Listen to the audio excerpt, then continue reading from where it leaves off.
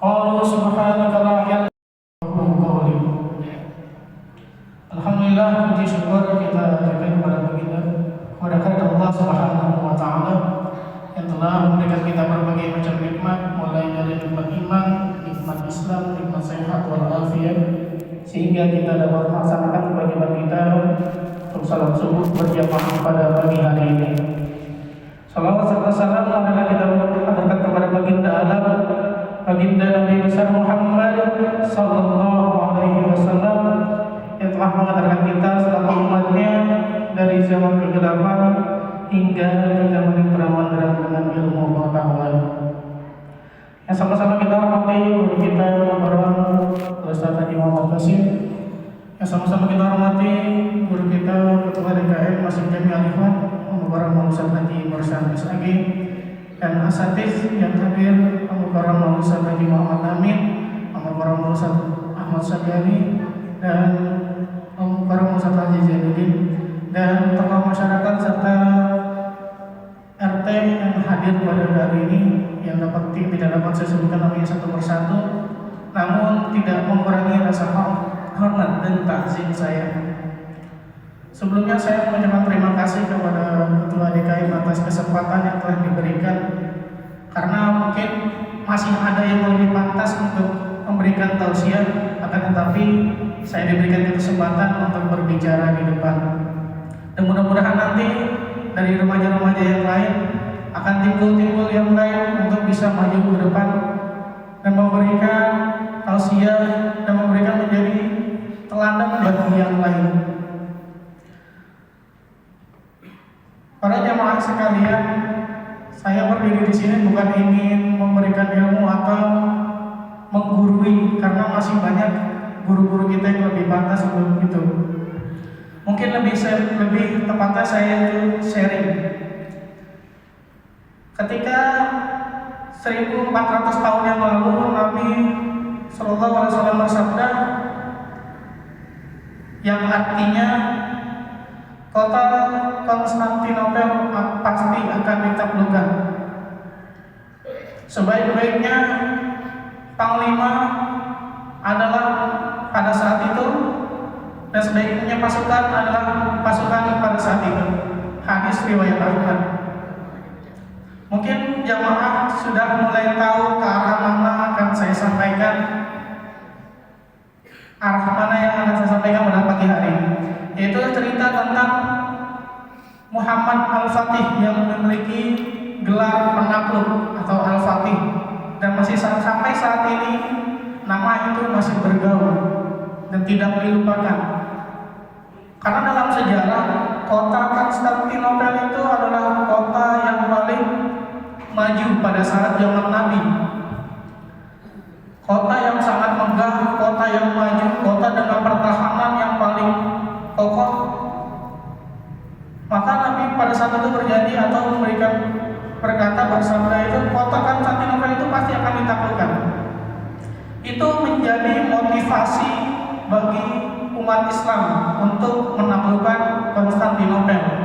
Mulai dari zaman Umayyah, zaman Abbasiyah dan lain-lain itu terus gagal untuk menaklukkan kota Konstantinopel. Orang tua Sultan Muhammad Al-Fatih yang bernama Sultan Murad II memiliki anak bernama Muhammad. Nama beliau itu Muhammad. Al-Fatih itu gelar. Ya, Muhammad kecil ini dulunya bandel, Pak. Dulunya bandel, susah diatur, akan tetapi punya kecerdasan yang lebih. Maka Sultan Murad II ini mendatangkan guru yang tidak sembarangan. Dalam cerita ada beberapa guru yang terkenal yang mengajarkan Sultan Muhammad Al-Fatih. Akan tetapi ada guru utama yaitu bernama Syekh Aksamsuddin. Syekh Aksamsuddin ini bernama asli yaitu Muhammad bin Hamzah ad-Dimishqi. Ternyata beliau itu adalah keturunan ketujuh dari Sayyidina Abu Bakar As-Siddiq, yang memiliki keilmuan yang luar biasa, spiritual yang luar biasa, kezuhudan, ilmu tasawuf, ilmu militer beliau kuasai. Syekh Aksamsuddin ini memberikan nasihat setiap setiap pagi kepada Sultan Muhammad Al-Fatih, "Wahai anakku, mungkin engkaulah yang dimaksud dalam hadis ini. Maka persiapkanlah dirimu dengan iman, ilmu, dan amal." Para jemaah sekalian, guru memberikan, ketika Sultan Muhammad Al-Fatih itu menaklukkan Konstantinopel itu berumur 21 tahun. Sedangkan kita mungkin sudah melewati umur itu. Dan kita mungkin tidak bisa menaklukkan kota yang maju pada saat ini.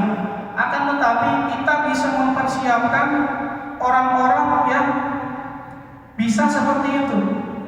Maka tugas kita itu seperti siapa? Syekh Al-Samsuddin, yaitu mempercayakan kepada golongan muda atau anak-anak muda.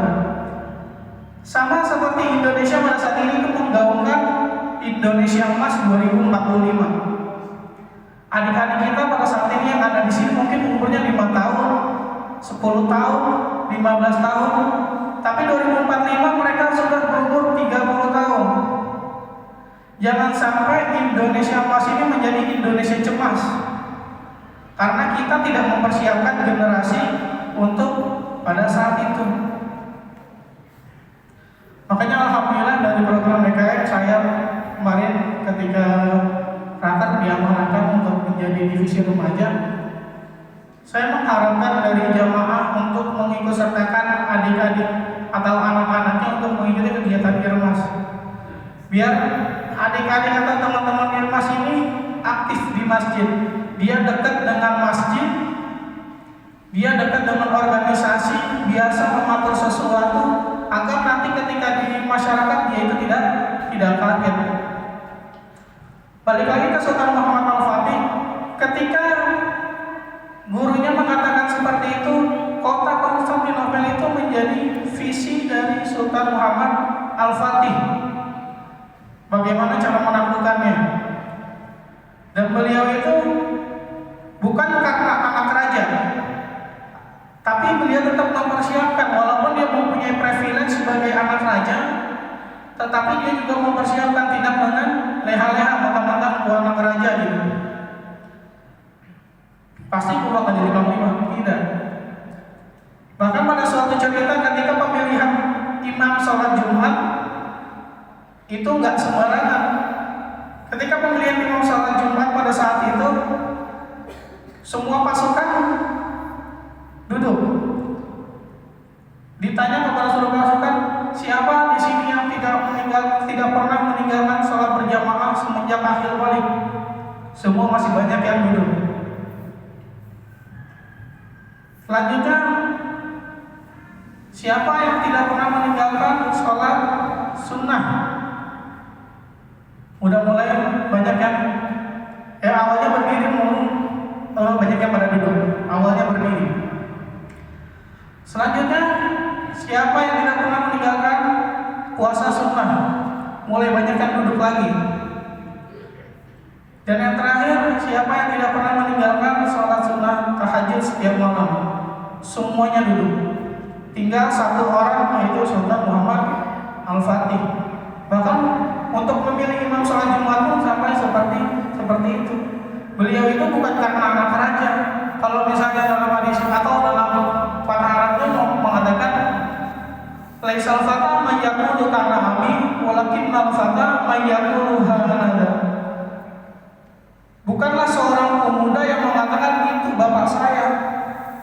No, bapak gua presiden, no, bapak gua ustaz.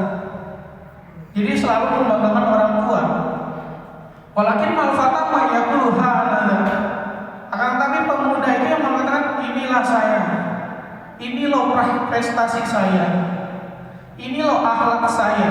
Sehingga ketika anak itu berprestasi, ketika anak itu akhlaknya baik, yang pasti baik itu ketularan nama baiknya siapa? Orang tua. Bukan kebalik, nama orang tuanya baik, ini anaknya malah numpang sama orang tuanya. Nah, Sultan Muhammad Al-Fatih itu tidak. Dia tidak mengagungkan nama bapaknya, tetapi dia juga mempersiapkan dengan belajar ilmu militer, ilmu tasawuf, dan lain-lainnya. sehingga beliau bisa melakukan khataman Nepal di umur 21 tahun. Dan alhamdulillah dari pengurus DKI pun memiliki program-program untuk anak muda. Di Irmas pun selalu diperdayakan. Sampai tadi malam untuk rapat maulid pun Irmas itu dilibatkan. Bagaimana suara dari pemuda? Dan mudah-mudahan dengan seperti ini anak-anak itu mulai berani berbicara, karena mungkin bicara itu gampang, tapi bicara di depan orang-orang itu nggak segampang itu. Bahkan untuk pagi hari ini saja saya mendapatkan jadwal 12 Oktober itu di akhir tahun 2024. Nah, mulai dari akhir tahun itu saya mulai kepikiran kira-kira apa yang akan saya sampaikan. Nggak cuma baru seminggu ini, tapi dari awal tahun 2025 ini saya mempersiapkan kira-kira apa yang akan saya sampaikan. Karena menurut saya bicara depan orang itu bukan hal yang gampang. Itu seperti sebuah ujian. Kalau guru saya bilang itu bil imtihan ikramul mar'u aw yuhana. Dengan imtihan, dengan ujian, seorang itu akan dimuliakan atau dihinakan. Dan mudah-mudahan dari teman-teman anak-anak remaja ini mulai banyak yang berani. Karena kalau misalnya saya pernah dapat quotes atau kata mutiara dari seorang yang berpengaruh di Indonesia, itu Dahlan Iskan, yang memiliki beberapa universitas yang beasiswanya full. Itu beliau berkata, setiap orang itu memiliki jatah gagal.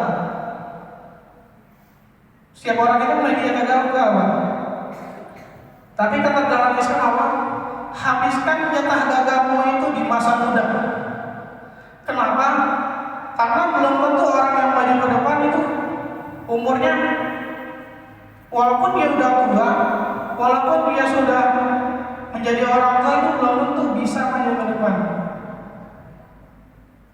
Karena ngomong itu, ya bayangkan kita ngomong 1,5 jam misalnya 15 menit aja dari depan orang. Kita kalau saya tanpa persiapan itu pasti blank.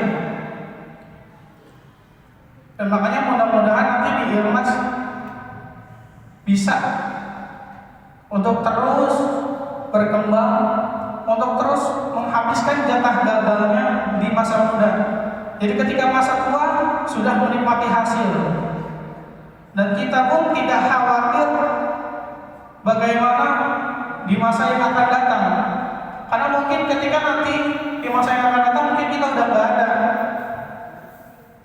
mungkin kita udah tenang gitu. Akan tetapi anak-anak kita, adik-adik kita yang saat ini umurnya masih kecil, yang akan merasakan jika kita tidak mempersiapkannya dengan baik, maka akan apa yang terjadi dengan keturunan-keturunan kita selanjutnya. Seperti itu. Jadi mudah-mudahan adik-adik kita yang pada saat ini umur 5 tahun, 6 tahun yang ada di belakang pada saat ini, itu cinta dengan masjid. Harapannya seperti itu. Jadi walaupun dia berisik, walaupun dia sering mengganggu, dia sering ke masjid bareng orang tuanya, kenal dengan masjid, menjadi cinta dengan masjid, hatinya terpaut dengan masjid. Karena kan dalam salah satu hadis yang paling utama adalah ketika anak muda itu hatinya terpaut dengan masjid. Jangan sampai ini masjid udah bagus, segala fasilitas ada disediakan oleh orang tua kita, tapi penerusnya tidak bisa meneruskan dengan baik. Mungkin cukup sekian yang bisa dapat saya sampaikan. Mudah-mudahan ada manfaatnya. Unjur maqala wa tanjur maqala. Allahumma muwaffiq ila aqwamit thoriq. Assalamualaikum warahmatullahi wabarakatuh.